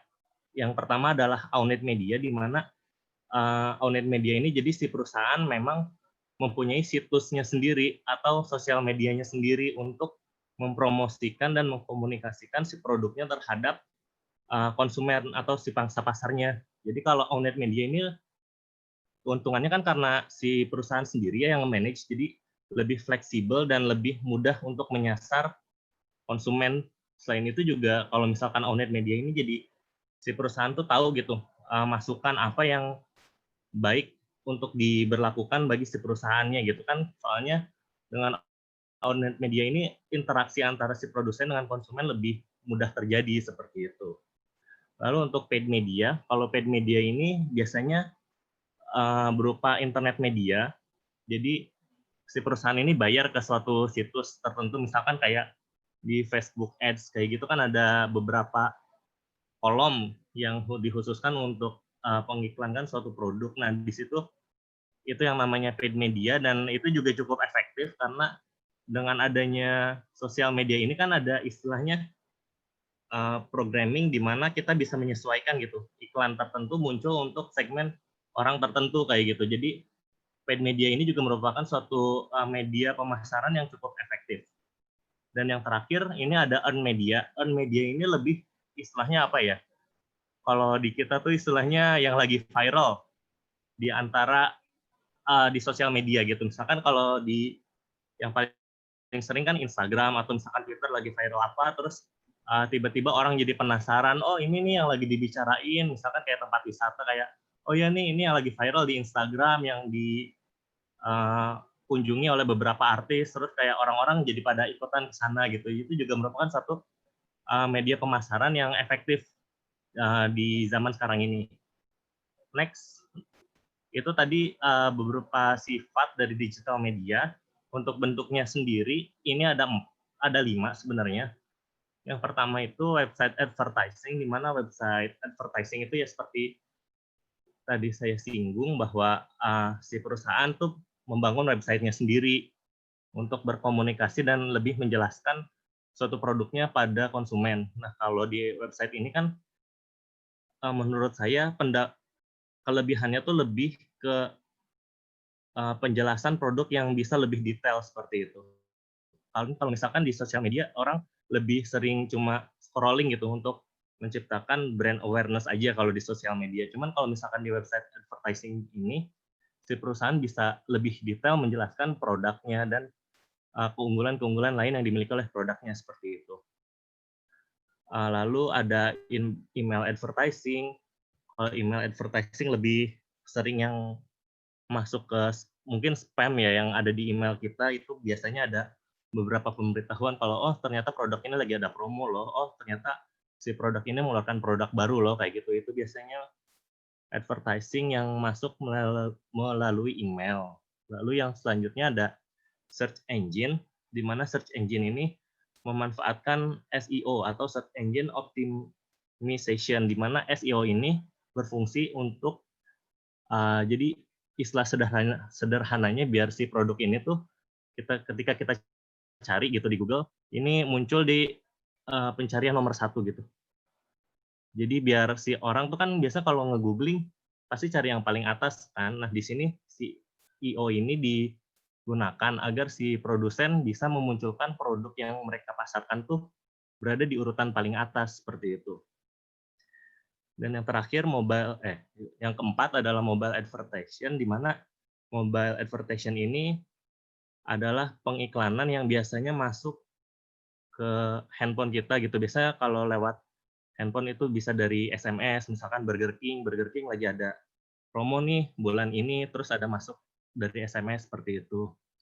Dan yang terakhir, next, ini ada video sharing. Ada satu lagi video sharing. Video sharing itu lebih kayak konten pemasaran dalam bentuk video, dan biasanya tuh mungkin kalau kita yang sekarang terkenal tuh kayak misalkan unboxing atau misalkan review seperti itu. Dan platformnya juga nggak cuma YouTube, cuman bisa lewat Instagram atau sosial media lain, dan video sharing ini cukup menarik gitu ya, terutama untuk menargetkan pangsa pasar yang usia di sekitar milenial antara 17 sampai 25 tahun seperti itu. Nah, kalau di sini disajikan pro dan kontra dari media pemasaran yang tadi saya jelaskan, misalkan kayak out of home media. Kalau out of home media tuh memang kelebihannya dia tuh sangat bisa menjangkau dan cukup low cost gitu ya untuk out of home media ini. Cuman kontranya tuh nggak bisa spesifik market segmennya kan, karena kalau misalkan di luar tuh ya siapa aja gitu. Misalkan di stasiun kita nggak tahu si pasar atau si konsumen ini yang kita targetkan sesuai atau enggak kayak gitu. Jadi kan cukup sulit untuk memasarkan ke konsumen yang segmented apabila kita menggunakan out of home media seperti itu. Lalu yang lain juga mungkin kurang lebihnya bisa teman-teman cek lagi di buku Next.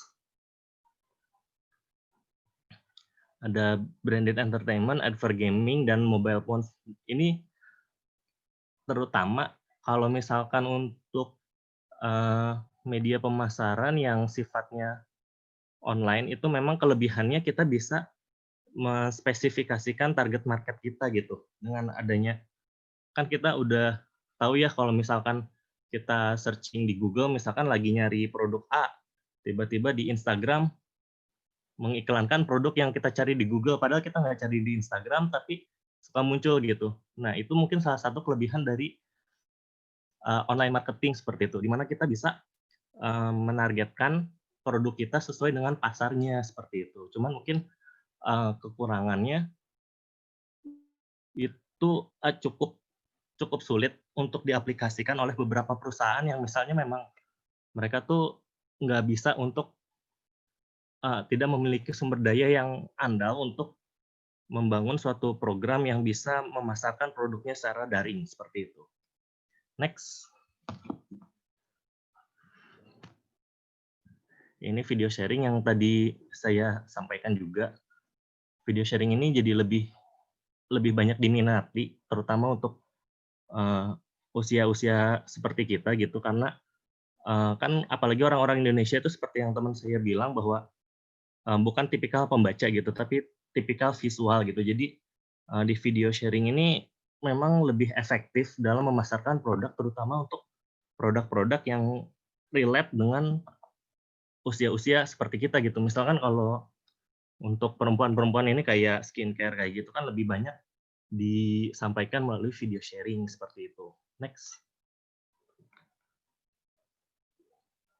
Nah, setelah kita tahu kan beberapa jenis dari media pemasaran yang ada, kita bisa menentukan gitu kan, kita mau memasarkan lewat media tradisional kah, atau media online, atau sosial media seperti itu kan. Di satu hal yang penting juga bahwa selain menentukan medianya, kita juga harus menentukan scheduling dari pemasaran tersebut, seperti yang teman tadi saya sampaikan bahwa nggak cukup kita hanya menentukan, oh yaudah kita akan mempromosikan lewat televisi. Cuman kita juga perlu tahu timing untuk mempromosikan di televisi itu seperti apa gitu. Misalkan kalau untuk produk-produk yang ingin dilihat orang kan, misalkan orang kayak nonton TV itu pas lagi di jam-jam istirahat atau di waktu libur kayak gitu. Jadi untuk perencanaan media scheduling ini juga sangat penting, terutama untuk memastikan bahwa pemasaran yang kita lakukan itu bisa sampai ke target market kita, seperti itu. Mungkin penjelasan dari saya cukup sekian, untuk selanjutnya akan dijelaskan oleh teman saya. Terima kasih.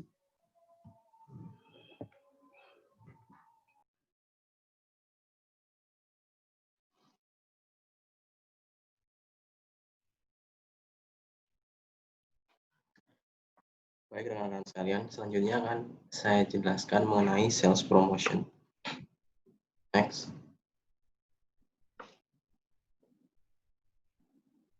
Secara definisi, sales promotion merupakan program yang didesain untuk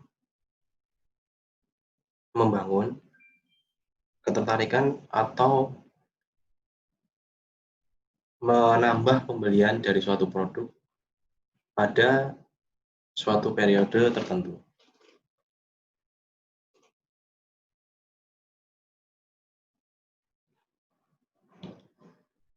Apa perbedaan antara sales promotion dan advertising? Perbedaannya adalah bahwa dalam kegiatan promosi selalu ditandai dengan adanya insentif atau rewards yang merangsang pasar agar melakukan tindakan membeli dengan segera atau saat itu juga. Jadi untuk sales promotion ini lebih kepada immediate objektif yang hendak dicapai oleh perusahaan. Apabila mereka berusaha untuk menjual suatu produk saat itu juga pada masa yang singkat, mereka dapat melakukan sales promotion ini. Tentunya karena hendak dijual dalam waktu yang singkat, perusahaan harus membatasi kegiatan promosi ini. Seperti yang teman-teman bisa lihat di keadaan saat ini ya. Mungkin kemarin baru saja kita lewati Harbolnas ketika tanggal 12/12 terjadi banyak diskon seperti itu. Itu merupakan salah satu contoh promosi yang dilakukan perusahaan untuk meningkatkan penjualan pada masa yang mendekati akhir tahun. Seperti itu. Kemudian tentunya terkait sales promotion ini, setelah masa promosi berakhir, barang yang ditawarkan akan kembali pada penawaran yang normal. Berbeda dengan advertising.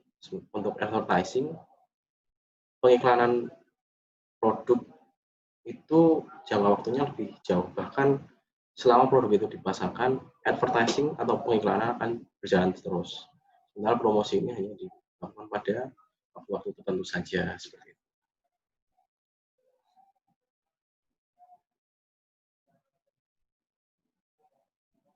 Next.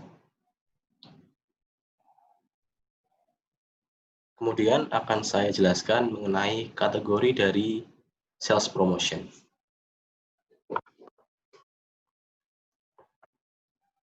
Sales promotion dapat dilakukan, dapat dibagi menjadi dua golongan, yang berorientasi pada konsumen atau consumer oriented, dan yang berorientasi pada proses perdagangannya, atau biasa dikenal dengan trade oriented. Untuk consumer oriented promotion, itu biasanya dilakukan melalui merubah hubungan antara harga dan nilai dari suatu produk secara temporer atau secara masa tertentu. Ya. Kemudian untuk trade oriented itu lebih fokus kepada sama sebenarnya bentuknya, pemberian diskon, potongan harga, namun lebih ditujukan kepada orang-orang yang terlibat dalam kegiatan rantai pemasokan, kemudian channel distribusi seperti itu. Jadi yang membedakan adalah subjek yang dikenakan promosi. Next. Untuk consumer sales promotion atau promosi yang lebih ditujukan kepada konsumen itu dapat dibagi menjadi dua. Yang pertama yaitu price base atau yang promosi yang didasarkan pada pengenaan harga itu. Yang dikenakan adalah lebih kepada harga dari produk. Kemudian variasi atau jenis yang kedua itu lebih kepada attention getting, atau seperti perusahaan melakukan beberapa cara promosi yang ditujukan untuk atau dalam yang dilaksanakan dalam bentuk mencuri perhatian dari konsumen seperti itu.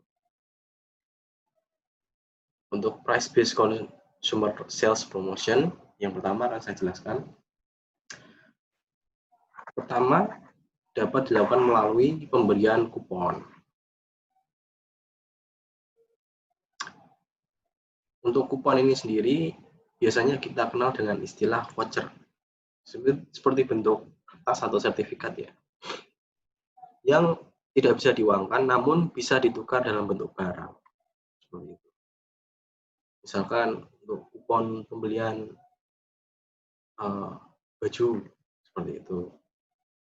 Ketika pelanggan mendapatkan kupon tersebut, mereka bisa menukarkannya saat pembelian dengan dikenai potongan harga dari penjual atau mungkin digratiskan seperti itu. Kemudian price based promotion bisa juga dilakukan melalui price deals. Kemudian price deals, rebates, dan refund itu sebenarnya termasuk dalam satu kategori. Dan kesamaannya yaitu mereka dilakukan dalam bentuk pengurangan harga. Untuk price deal sendiri itu biasanya dilakukan dalam bentuk diskon-diskon seperti itu, yang biasa kita lihat di pasar sehari-hari.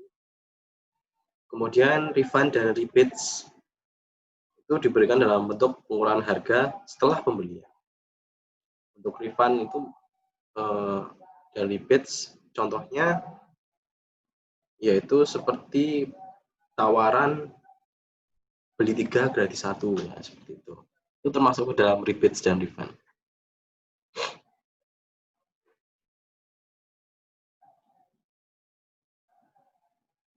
Kemudian jenis berikutnya yaitu frekuensi yang bisa berupa loyalty atau continuity programs. Untuk rekan-rekan yang biasa menaiki pesawat atau menerima program membership dari suatu perusahaan, nah itu termasuk ke dalam frekuensi loyalty atau continuity program. Jadi untuk member-member tertentu yang sudah menjadi pelanggan tetap dari perusahaan, mereka biasanya akan diberikan potongan harga atau tawaran khusus seperti itu. Perlu digarisbawahi bahwa frekuensi atau continuity program ini bersifat berkelanjutan dan hanya untuk beberapa pembeli saja. Mungkin contoh realnya seperti program miles untuk maskapai Garuda seperti itu. Itu termasuk ke dalam frekuensi loyalty atau continuity programs. Kemudian terdapat pula cara promosi yang dilakukan melalui special atau bonus packs. Jadi ini seperti meningkatkan value dari suatu barang, namun tidak merubah harga yang dikenakan untuk produk tersebut. Misalkan untuk produk keripik kentang, yang terkadang diberikan ekstra 25% seperti itu, namun harganya tetap sama. Kemudian untuk consumer sales promotion ini, selain price base, bisa juga dilakukan melalui attention getting. Jadi kepada mencuri perhatian konsumen. Untuk attention getting promotion bisa dilakukan melalui pertama yaitu contest and sweepstakes. Kontes ini mungkin ya sering juga dilakukan oleh perusahaan dan tujuannya untuk mencuri perhatian dari konsumen. Untuk kontes dan sweepstakes ini perbedaannya terletak pada skill.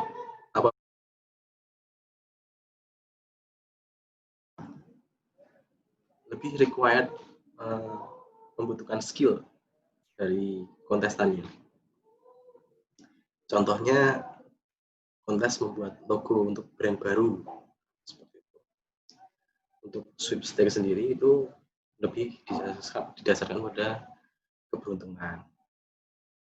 Seperti undian berhadiah, kemudian raffle kadang untuk beberapa produk yang dikeluarkan oleh perusahaan-perusahaan tertentu.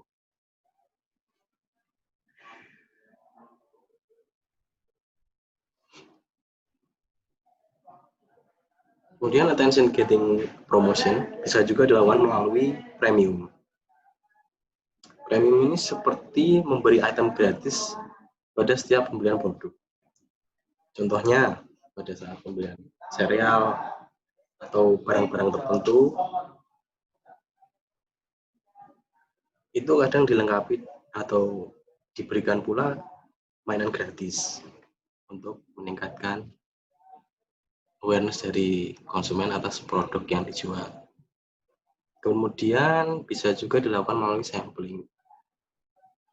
Untuk sampling itu sendiri merupakan kegiatan promosi yang paling efektif dan mahal karena dilakukan berupa memberikan item secara cuma-cuma kepada konsumen.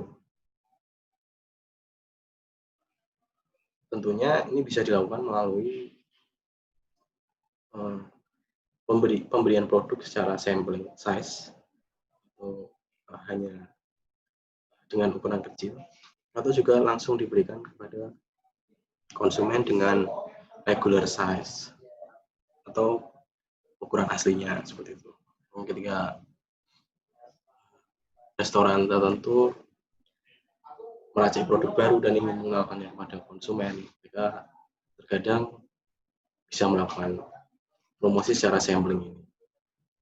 Untuk sampling ini sendiri bisa dilakukan secara door to door atau in store, atau bisa juga dipajang melalui iklan. Kemudian bentuk lain dari promosi yaitu trade sales promotion. Untuk trade sales promotion ini adalah promosi yang fokus kepada anggota-anggota yang tergabung dalam proses trading, yang termasuk diantaranya yaitu orang-orang yang tergabung dalam channel distribution, kemudian retail sales people atau wholesale distributors seperti itu. Tentunya yang bekerja sama dengan perusahaan untuk menjual produk-produk mereka. Untuk trade sales promotion ini dibagi menjadi dua bentuk. Yang pertama adalah trade sales promotion yang didesain untuk atau dirancang sebagai diskon and deals. Kemudian terdapat pula trade sales yang dibuat untuk ditujukan sebagai untuk menambah visibilitas dari company. Next. Berikutnya akan saya jelaskan mengenai variasi-variasi dari trade sales promotions. Trade sales promotions ini dapat dilakukan melalui bentuk allowance, discount, and deals. Untuk diskon itu dilakukan dengan mengurangi biaya produk kepada distributor atau retailer. Atau bisa juga dilakukan melalui bantuan atas biaya pengiklanan dari produk yang dilakukan oleh perusahaan kepada retailer atau pengecer. Kemudian untuk allowance sendiri berdasarkan pada bahan yang saya baca di buku, terdapat dua macam. Yang pertama yaitu merchandising allowance, yaitu membiayai penjual dalam hal promosi oleh penjual tersebut. Kemudian cash allowance, yaitu pemberian diskon kepada penjual eceran atau grosir berdasarkan pada jumlah produk yang dipesan oleh penjual. Jadi untuk pemesanan produk dalam volume tertentu, itu biasanya perusahaan bisa melakukan promosi dengan memberikan diskon atau allowance kepada pengecer. Kemudian variasi berikutnya yaitu co-op advertising. Co-op advertising ini adalah promosi yang dilakukan oleh pemasok, pabrik atau produsen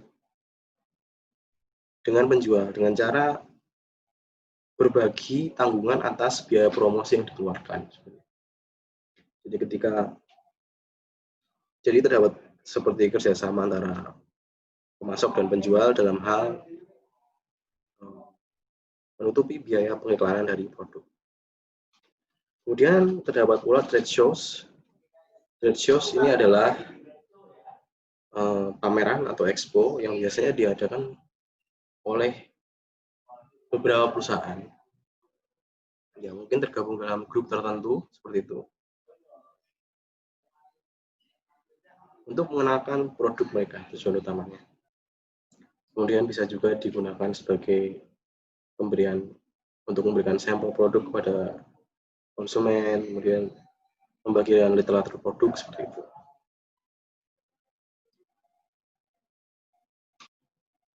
Untuk trade shows ini mungkin contoh nyatanya seperti pameran mobil seperti itu. Kemudian terdapat pula promotional products. Nah, untuk promosi ini dilakukan melalui pemberian barang-barang yang fungsinya sebagai pendamping dari produk yang hendak dijual. Atau kadang bahkan tidak ada hubungannya dengan produk yang dijual. Namun diberikan secara cuma-cuma atau gratis kepada konsumen. Tentunya ini digunakan untuk meningkatkan awareness dari suatu produk tersebut. Gitu. Agar produk tersebut lebih dikenal di masyarakat. Untuk promosional produk ini bisa dilakukan melalui yang bisa kita kenal di seharian, melalui goodies, bisa melalui pemberian mug atau t-shirt seperti itu ya. Untuk promotional products ini, sebagian bisa dibagikan ke konsumen dan sebagian bisa juga dibagikan kepada retailer atau vendor.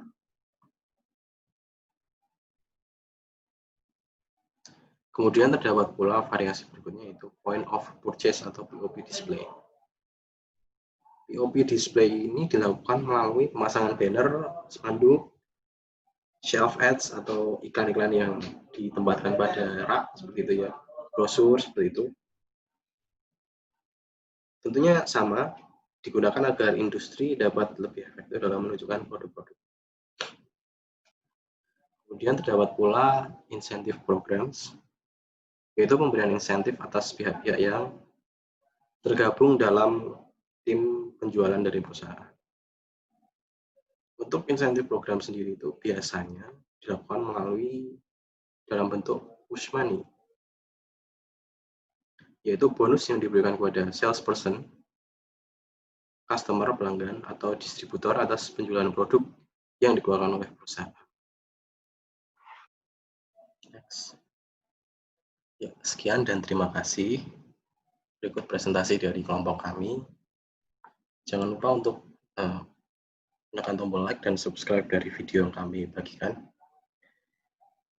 Dan jangan sungkan untuk menanyakan hal-hal yang masih ingin digali pada pertemuan di kelas nanti. Terima kasih.